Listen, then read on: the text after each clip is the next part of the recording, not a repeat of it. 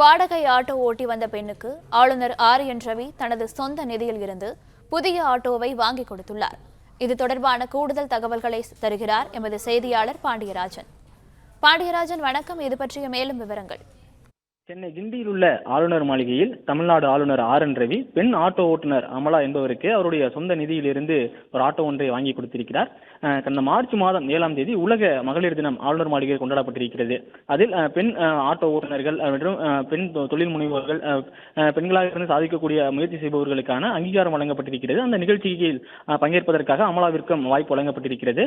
அந்த மேடையில் அமலா பேசும் பொழுது பெண் ஆட்டோ ஓட்டுநராக இருப்பதாகவும் கடந்த 7-8 ஆண்டுகளாக ஆட்டோ ஓட்டி வருவதாகவும் வாடகை ஆட்டோ தான் ஓட்டுவதால் தன்னால் போதுமான வருமானத்தை ஈட்ட முடியவில்லை, சிரமமாக இருக்கிறது, சொந்த ஆட்டோ கிடைத்தால் நன்றாக இருக்கும், பயனுள்ளதாக இருக்கும் என்கின்ற ஒரு கோரிக்கையை ஆளுநரிடம் வைத்திருக்கிறார். அவர் சொன்னதன் பிறகாக அந்த 3 மாதங்களுக்கு பிறகு அவருக்கு சொந்தமாக ஒரு ஆட்டோ ஒன்றை தமிழ்நாடு ஆளுநர் ஆர்.என். ரவி தற்போது ஆளுநர் மாளிகையில் வைத்து வழங்கியிருக்கிறார். மேலும் அமலா தெரிவிக்கும் பொழுது அவர் நொளம்பூர் பகுதியைச் சேர்ந்த விளம்பூர் பகுதியைச் சேர்ந்தவர் எனவும் தெரிவித்திருக்கிறார்.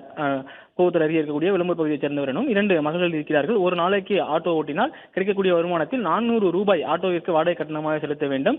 ₹1 கூட சேமிக்க முடியாது, வாழ்வாதாரமே இல்லாத சூழலில் இது போன்று கனவாக இருக்கக்கூடிய ஒரு சொந்த ஆட்டோ வாங்கக்கூடிய அந்த நிகழ்வு என்பது தற்போது நடைபெற்றிருப்பதாக ஆளுநருக்கு நன்றியையும் அவர் தெரிவித்திருக்கிறார்.